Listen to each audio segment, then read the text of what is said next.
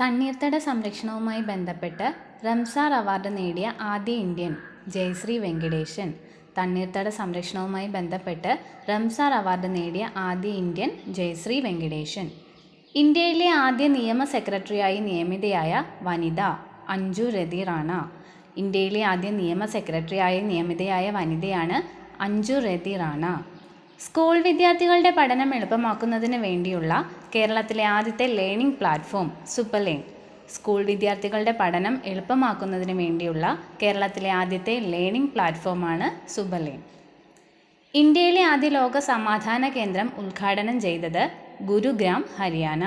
ഇന്ത്യയിലെ ആദ്യ ലോക സമാധാന കേന്ദ്രം ഉദ്ഘാടനം ചെയ്തത് ഹരിയാനയിലെ ഗുരുഗ്രാമിലാണ്. ഇൻ്റർനാഷണൽ ക്രിക്കറ്റ് കൗൺസിലിൻ്റെ എല്ലാ ടൂർണമെൻറ്റുകളിലും ടീമിനെ ഫൈനലിൽ എത്തിക്കുന്ന ആദ്യ captain Rohit Sharma. International cricket കൗൺസിലിൻ്റെ എല്ലാ ടൂർണമെൻറ്റുകളിലും ടീമിനെ ഫൈനലിൽ എത്തിക്കുന്ന ആദ്യ ക്യാപ്റ്റനാണ് രോഹിത് ശർമ്മ.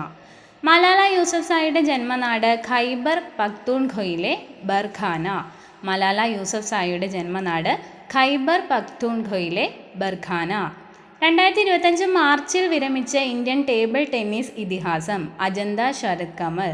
2025 മാർച്ചിൽ വിരമിച്ച ഇന്ത്യൻ ടേബിൾ ടെന്നീസ് ഇതിഹാസം അജന്ത ശരത് കമൽ.